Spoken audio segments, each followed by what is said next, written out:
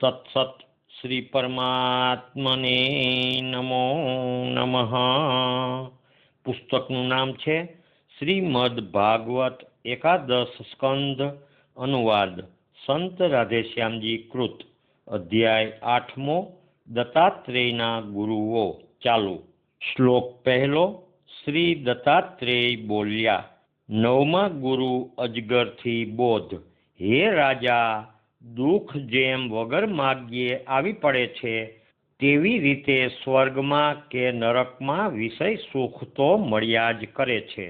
માટે હલકું વિષયનું સુખ સમજવું એ કદી ઈચ્છવું નહીં।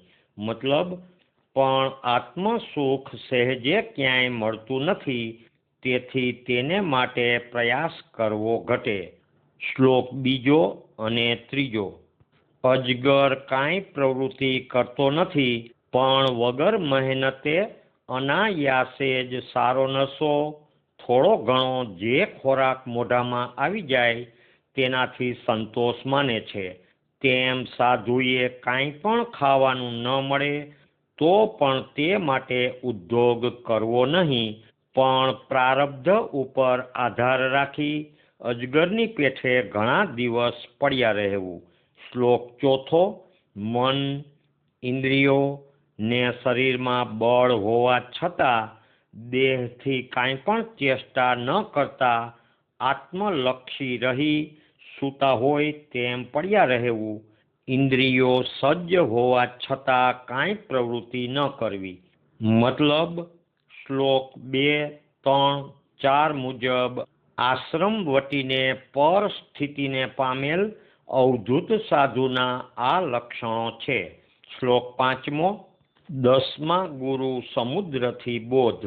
સમુદ્રની પેઠે સાધુએ પ્રસન્ન, ગંભીર, જેની અંદર ગરી ન શકાય એટલે જેનો મર્મ ન કરી શકાય, જેની ઉપરવટ ન થઈ શકાય, જેના મહિમાનો તાગ કે પાર પમાય નહીં, ને જે આવેશ વશ ન થાય એવા નિર્વિકારી સાગર જેવા સ્થિર ઊંડા તળવાળા રહેવું, એટલે સ્થિર બુદ્ધિવાળા રહેવું।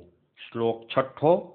નદીઓના પાણી ચોમાસામાં કે ઉનાળામાં આવીને તેમાં વહે, તેથી સમુદ્ર કંઈ છલી કે સુકાઈ જતો નથી। તેમ સાધન સામગ્રી મળે કે ન મળે, છતાં પ્રભુ પરાયણ સાધુએ શાંત મને રહેવું। મતલબ, મળે તો રાજી ન થવું અને ન મળે તો ઉદ્વેગ ન પામવો। શ્લોક 7મો। 11મા ગુરુ પતંગિયાથી બોધ। ભગવાનની માયાનું સ્વરૂપ જે સ્ત્રી, તેમાં જે વિષય લંપટ લોભાય છે, તે જેવી રીતે પતંગિયો આગમાં ઝપટાઈ પડે છે, તેમ ખોટા મોહરૂપી અંધારામાં પડી મરે છે। મતલબ, આત્મારૂપ પ્રભુનું ભાન જ ભૂલી જાય છે। શ્લોક 8મો। સ્ત્રી, વસ્ત્રો, સોનું કે દાગીનાઓ આ બધા માયાથી રચેલા પદાર્થો છે, એટલે જાદુઈ પદાર્થો છે। તેમાં લોભાઈને તેનો ભોગ માણવા ઈચ્છે તો પતંગિયો જેમ આગમાં બળી મરે, તેમ આવો આંધળો મૂઢ પુરુષ પોતાનો વિનાશ વહોરી લે છે। શ્લોક 9મો। 12મા ગુરુ ભમરા કે મધમાખીથી બોધ। ગૃહસ્થાશ્રમી કષ્ટ ન પામે તે રીતે સાધુએ જેટલાથી દેહ ટકી રહે તેટલું જ અન્ન જુદે જુદે સ્થળેથી લેવું। આમ જુદે જુદે ઘેરથી માધું કરીને જીવવું, એટલે ભિક્ષા માગીને જીવવું। મતલબ, કોઈને ભારરૂપ ન થવું। શ્લોક 10મો। જેમ ભમરો દરેક ફૂલમાંથી થોડો થોડો રસ લે છે, તેમ ચતુર પુરુષે નાના મોટા બધા શાસ્ત્રોનો વિચાર કરી તેમાંથી સાર કાઢી લેવો। શ્લોક 11મો। સાંજને માટે કે બીજા દિનને માટે ત્યાગી સંન્યાસીએ ભિક્ષા સંઘરી રાખવી નહીં, ને પોતાનું પેટ એ જ વાસણ માની રહેવું। મધમાખી જેવા સંઘરાખોર થવું નહીં। શ્લોક 12મો। સાંજ કે બીજા દી માટે ત્યાગી સંન્યાસીએ કાંઈ સંઘરવું નહીં, નહીં તો સંઘરાખોર મધમાખીની પેઠે સંઘરા ભેળો પોતે પણ નાશ પામે છે. શ્લોક 13 ગુરુ હાથીથી બોધ. તપસ્વી મુનિએ લાકડાની પૂતળીને પગથી પણ અડવું નહીં. હાથણીના સંગ લોભથી જેમ વનનો હાથી બંધાઈ જાય છે, તેમ સ્ત્રીના પરસથી સાધુ બંધાય છે. શ્લોક 14 સ્ત્રીઓનો સંગ મોત રૂપ ગણી બુદ્ધિમાન સાધુએ સ્ત્રી સહવાસ ક્યારેય પણ સેવવો નહીં, નહીતર જેમ હાથણીના સંગમાં રહેલો હાથી બીજા બળવાન મોટા હાથીઓથી હણાઈ જાય છે, તેમ હણાઈ જાય. શ્લોક 15 14 ગુરુ શિકારીથી બોધ. દેવા ટાણે કોઈને પોતાની વસ્તુ કે પૈસો ન દીધા, તેમ ભોગવ્યા પણ નહીં, એટલે પોતાના કામમાં પણ ન વાપર્યા, વળી અગવડ વેઠીને પણ સંઘરી રાખ્યા, એટલે બગડી જાય, ખર્ચાઈ જાય એવા ખોટા મતાથી સંઘરી રાખ્યા, તો જમાવેલા મધપુડાને જેમ કોઈ શિકારી પાડી જાય, તેમ જ આવા માણસની માલ મિલકત કોઈ જાણ ભેદું પડાવી લઈ ભોગવે. શ્લોક 16 દુઃખથી રડેલા પૈસાથી ગૃહસ્થ જ્યાં ભોગ વિલાસ કરવા ઈચ્છે, ત્યાં તો શિકારી જેમ જમાવેલા મધપુડાનું મધ ભોગવે છે, તેમ ગૃહસ્થની પહેલા તો જોગી સંન્યાસી વગેરે ભોગવે છે. શ્લોક 17 15 ગુરુ હરણથી બોધ. હલકા વિષયી શૃંગારી ગીતો કદી તપસ્વીએ સાંભળવા નહીં. ગાયનના મધુર સ્વરથી લોભાઈને મોટો કાળિયાર મૃગ પણ બંધાઈ જાય છે, તે પરથી સાધુએ શીખ લેવી. શ્લોક 18 વેશ્યા સ્ત્રીના વાજિંત્રો, નાચ ને ગાન ગમે તેવા હોય તો પણ જોવા સાંભળવા નહીં. મોટા મુનિ ઋષ્ય શૃંગ, જેને બાળપણથી સ્ત્રી કે સ્ત્રી સંબંધી વ્યવહારની કાંઈ ખબર ન હતી, એટલે કેવળ એકાંત જંગલમાં વસતા હતા, તે પણ આ વેશ્યાના ગાનથી છેતરાઈ તેમના રમકડા જેવા થઈ રહ્યા. શ્લોક 19 16 ગુરુ માછલીથી બોધ. જેમ માછીમારે નાખેલ મીઠા પદાર્થ ચોળેલ આંકડામાં જીભનો સ્વાદ લેવા જતા માછલું માર્યું જાય છે, તેમ અતિ લોલુપ જીભથી ખાનપાનના સ્વાદમાં જે મૂઢ થઈ જાય છે, તેવો બુદ્ધિ વગરનો સાધુ પોતાના યોગથી ભ્રષ્ટ થાય છે. શ્લોક 20 ખાનપાન તજી દેવાથી બધી ઇન્દ્રિયો બળહીન થઈ જતા પોતાના વશમાં આવી જાય છે, પણ જીભ તો ઉલટી વધુ ભૂખાળવી થાય છે.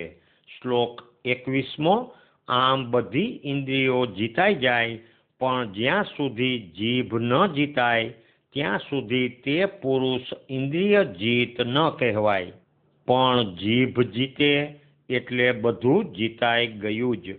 શ્લોક 22 17 ગુરુ પિંગળા વેશ્યાથી બોધ.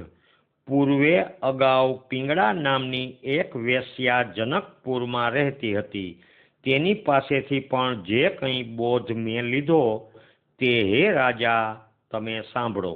શ્લોક 23 એક દિવસ પોતાના શરીરને શણગારીને કોઈ ઝાર મળી જાય તેવી આશાથી સાંજને સમયે ઘરની બહાર રૂપ કાઢીને તે બેઠી. શ્લોક 24 ધનની લાલસાથી તે રસ્તે જતા આવતા ધનવાનો તરફ ટાંપીને નજર નાખતી હતી. આ શેઠ ધન દેશે અને સંગ સાધશે, તે પસાર થતા બીજો એમ ધાર્યા કરતી હતી. શ્લોક 25 આમ વેશ્યાવૃત્તિથી જીવતી આ વેશ્યા બધા પુરુષો ખાલી પસાર થઈ જતા હજી કોઈ મોટો ધનવાન મારી પાસે આવશે અને ખૂબ ધન આપશે એવી આશામાં હેરાન થવા લાગી. શ્લોક 26 આવી દુષ્ટ આશાની લાહીમાં સાવ નીંદર ઉડી ગઈ, ઘડીક ઘરમાં જાય, વળી બહાર આવે. આમ દુઃખમાં રોડાતા અડધી રાત વીતી ગઈ. શ્લોક 27મો. ધનની આશા ને ચિંતામાં અંતરમાં બહુ ખેદ પામતી સાવ રાંક થઈ ગઈ અને મોઢું પણ સુકાઈ ગયું. પરિણામે તેને ખરેખર સુખ દેનારો વૈરાગ્ય આવ્યો. શ્લોક 28મો. સાવ ઉદાસ થઈને શોકાતુર હૃદયથી તેણીએ જે ગાયું તે સાંભળો. આમ કાઈ જતા વૈરાગ્ય રૂપી તલવારથી માણસ પોતાની બધી આશાના પાસને કાપી નાખે છે, એટલે મનોરથોના પાસને કાપી નાખે છે. મતલબ સર્વ આશાઓ તજી દે છે. શ્લોક 29મો. હે રાજા, વૈરાગ્ય ન આવે ત્યાં સુધી, એટલે સંસારના પદાર્થોમાંથી મન સાવ ન ઉઠી જાય ત્યાં સુધી મનુષ્ય પોતાના દેહના નાતા સંબંધ આદિ બંધનો છોડવા ઈચ્છતો નથી. જેમ આત્મારૂપ પ્રભુની ઓળખાણ ન પામે એટલે બ્રહ્મ જ્ઞાન ન પામે ત્યાં સુધી મનુષ્ય મમતા મૂકી શકતો નથી. શ્લોક 30મો.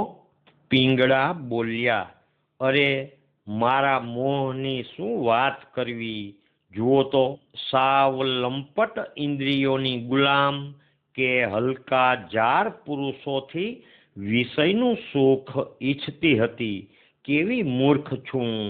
શ્લોક 31મો. જે પ્રત્યક્ષ સુખ દેનાર પોતાની પાસે જ અંતરમાં રમી રહેલા છે અને ધાર્યું આપે છે, તે પ્રભુને તજીને હું કેવી મૂઢ છું કે આવા હલકા કામી પુરુષો જે દુઃખ આપે છે, શોક કરાવે છે, અનેક પ્રકારના ભયમાં રાખે છે અને કદી મનના કોડ પૂરતા જ નથી, તેમને ભજું છું. શ્લોક 32મો. અરે આવો હલકો વેશ્યાનો ધંધો કરીને મારા આત્માને મેં બહુ તપાવ્યો છે, એટલે પીડા કરી છે કે હલકા મલિન ઇન્દ્રિય લોલુપ સ્ત્રી લંપટો પાસેથી મારી જાત વેચીને સંગનું સુખ અને ધનની ચાહના રાખી. શ્લોક 33મો. અરે આ પુરુષોના દેહરૂપી ઘર માત્ર હાડકાના છે, તેમાં વડા વડી થાંભલા પણ હાડકાના છે ને મેદ માંસ મળમૂત્રથી ભર્યા હોય છે, તેમજ નખ રૂંવાં ને ચામડાથી મઢેલા હોય છે. આવા નાશવંત શરીરોને મારા વગર બીજું કોણ સેવે? એવું કોણ મૂર્ખ હોય? શ્લોક 34મો. અરે આ જનકપુરમાં હું એક જ આવી દુષ્ટ ને મૂઢ છું કે અજર અમર અને પોતાનું સ્વરૂપ પણ આપી દે એવા ભગવાન મારામાં રહેલા છતાં તે છોડી બહારના બીજા ઝાડની ચાહના રાખું છું. શ્લોક 35મો. દરેક ભૂત પ્રાણીના દેહમાં રહેલા આત્મારૂપ પ્રભુ જ તેના ખરા અંતરના મિત્ર કે સાચા પ્રિયતમ સખા છે. માટે મારું અંતર તેને આપીને એટલે અંતરને સાટે વરીને લક્ષ્મીજીની પેઠે સુખેથી તેની સાથે જ રમું. શ્લોક 36મો. જગતના વિષયો ને કામી પુરુષો એ બધા કાળથી ઘેરાયેલા છે, એટલે ક્ષણિક છે. આજ સુધી મારું તેમણે શું ભલું કર્યું? દેવતાઓ પણ નાશવંત છે. શ્લોક 37મો.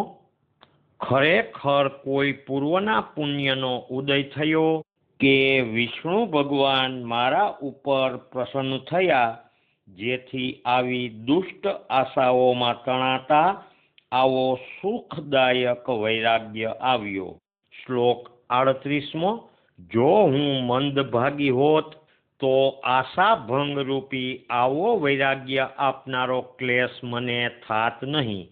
જેથી કાઈને વૈરાગ્ય આવતા એટલે કંટાળીને વૈરાગ્ય આવતા એક પછી બીજી એવી આશાઓની પરંપરા સાવ તજીને જીવાત્મા પરમ શાંતિને પામે છે. શ્લોક 39મો. મારા ઉપર પ્રભુએ આ જે ઉપકાર કર્યો તે માથે ચડાવીને હવે આવા દુષ્ટ ખળોની સર્વ પ્રકારની હલકી વાસના તજી પરમ પ્રભુને શરણે પડીશ. શ્લોક 40મો.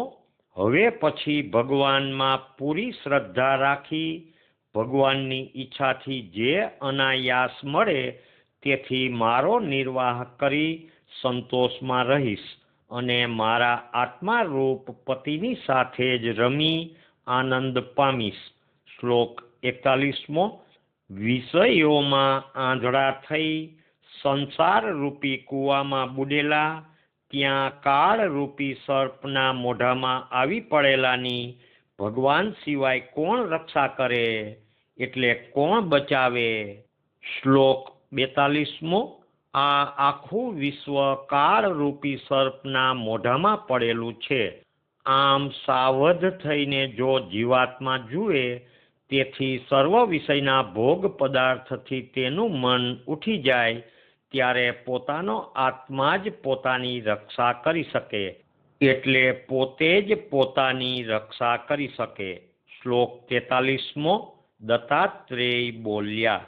આમ પિંગળાએ મનમાં નિશ્ચય કર્યો ને પછી પોતાની જાર પુરુષની પ્યાસ ને તેથી થતી બુરી આશાને સાવ તજી દઈ શાંતિ પામી સુખે સેજમાં સૂઈ ગઈ. શ્લોક 44મો. ભોગ પદાર્થની આશા રાખવી એ મહાદુઃખ છે, પણ નિરાશા રહેવું એટલે ઉદાસ રહેવું એ ઘણું મોટું સુખ છે. જાર મળવાની આશા તજીને જેમ પિંગળા પોતાની સેજમાં સુખ શાંતિથી સૂતી. શ્રી નારાયણ ભગવાન કી જય. શ્રી કૃષ્ણચંદ્ર દેવ કી જય. દ્વારિકાધીશ કી જય. રણછોડરાય કી જય. નરસિંહરામ મહારાજ કી જય. સદગુરુદેવ કી જય. રાધે શ્યામ, રાધે શ્યામ.